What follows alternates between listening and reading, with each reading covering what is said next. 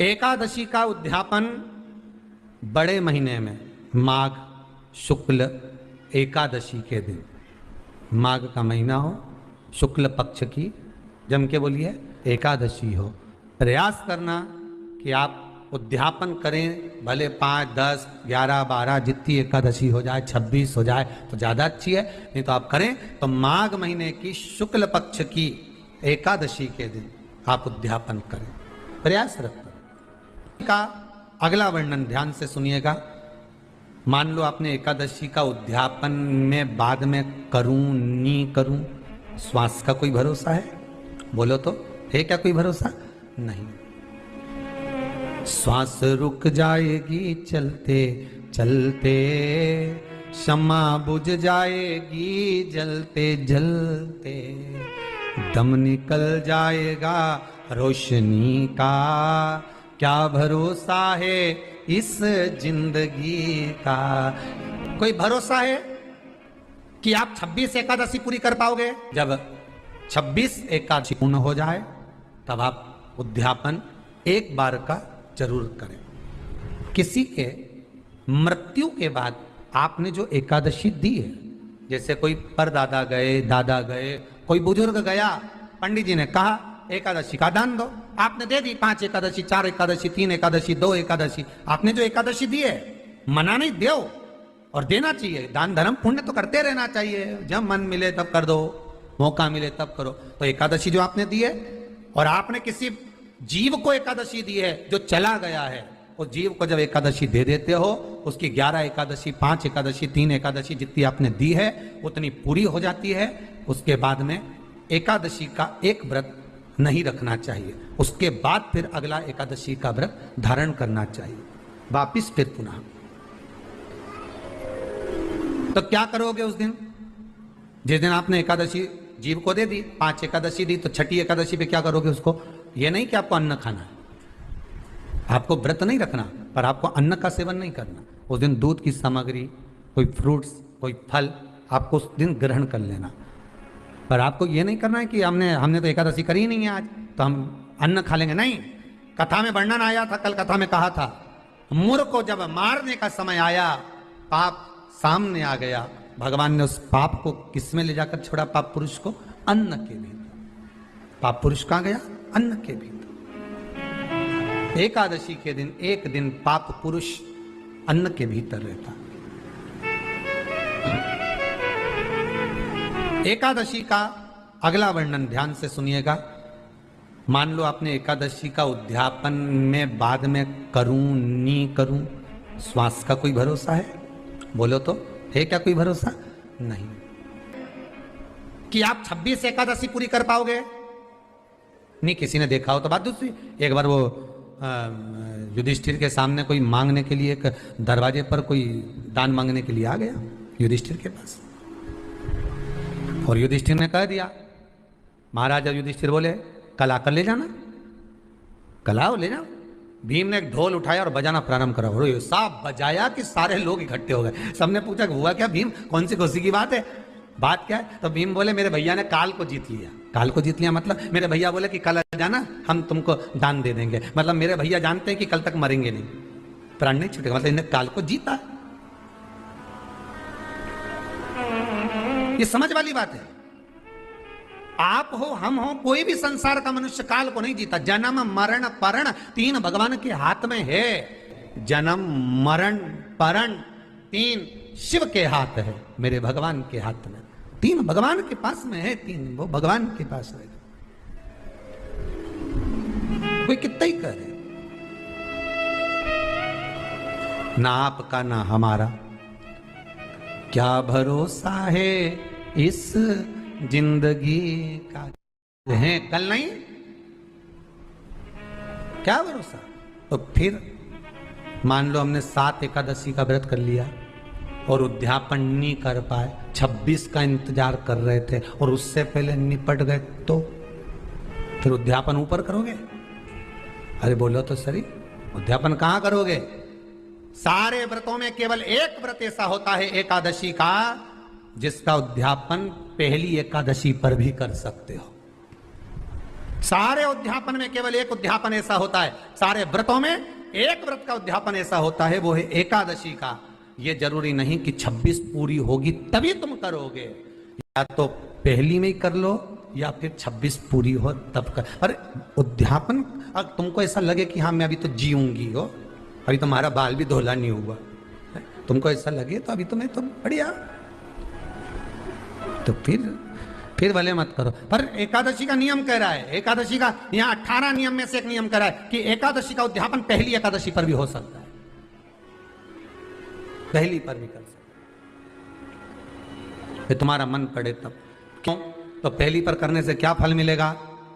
तो एकादशी की नियमावली कहती है अगर मान लो आपने पहली एकादशी पर भी उद्यापन कर लिया, इसके बाद में जितनी एकादशी करोगे वो सारी तुम्हारे खाते में जुड़ती जाएगी। मतलब बैंक में खाता खोल लो, ठीक है, खाता खोल लिया, अब जितना कमाता जाओगा उसमें डालते जाओ, जितनी कमाई करके लाओगे उसमें जमा करते जाओ। एकादशी एक बार उद्यापन पहले में भी हो गया तो बाकी का पुण्य तुम्हारे खाते में आ जाएगा, उसका पुण्य। एकादशी का उद्यापन बड़े महीने में माघ शुक्ल एकादशी के दिन, माघ का महीना हो, शुक्ल पक्ष की जम के बोलिए एकादशी हो, प्रयास करना कि आप उद्यापन करें, भले 5, 10, 11, 12 जितनी एकादशी हो जाए, 26 हो जाए तो ज़्यादा अच्छी है, नहीं तो आप करें तो माघ महीने की शुक्ल पक्ष की एकादशी के दिन आप उद्यापन करें, प्रयास रखें,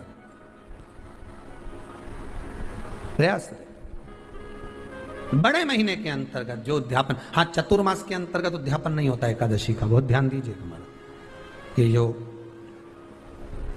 सावन भादो कुंवर कार्तिक जो 4 महीना होते हैं भगवान के शयन करने के, इसके अंतर्गत एकादशी का उद्यापन नहीं होता, और इसके अंतर्गत उद्यापन करना भी नहीं चाहिए एकादशी हमारा। एकादशी का उद्यापन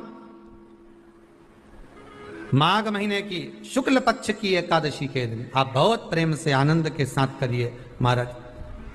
परंतु एकादशी के उद्यापन में सबसे ज्यादा अगर कुछ जरूरी होता है तो 24 तरह का नैवेद्य जरूरी होता है।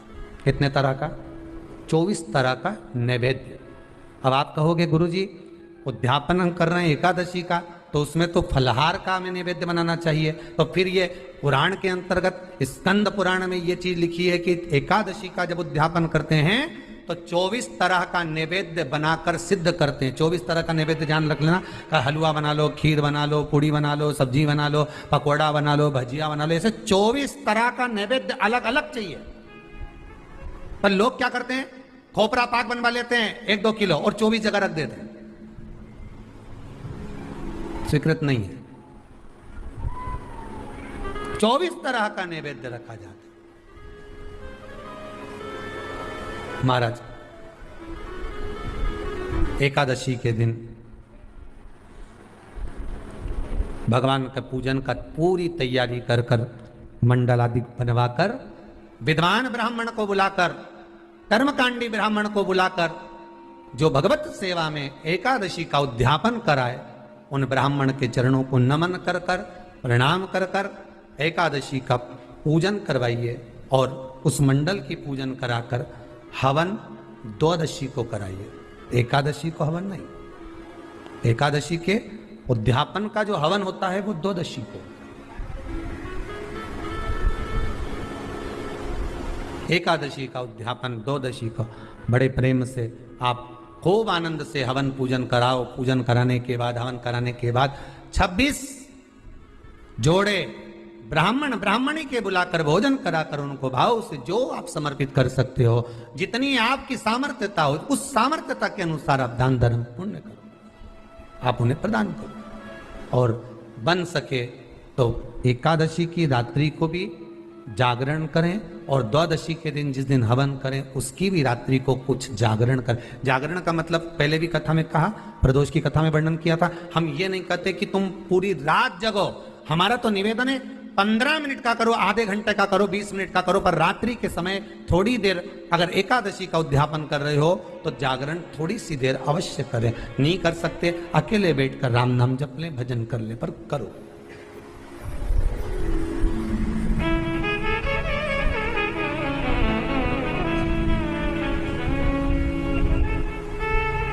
भगवान का भजन करो, किसी भी रूप में करो। 26 ब्राह्मणी को जोड़े से भोजन कराकर कुछ भेंट देकर विदा करो। ऐसे एकादशी के उद्यापन का वर्णन किया गया।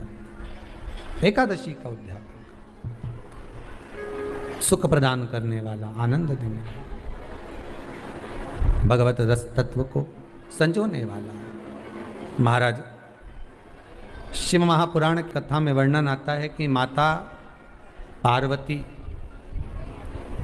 जितने व्रतों को धारण करती हैं, माता जितने व्रतों को भगवान शिव के लिए जितने व्रत करती हैं माँ, सारे व्रत भगवान शंकर स्वीकार करते हैं।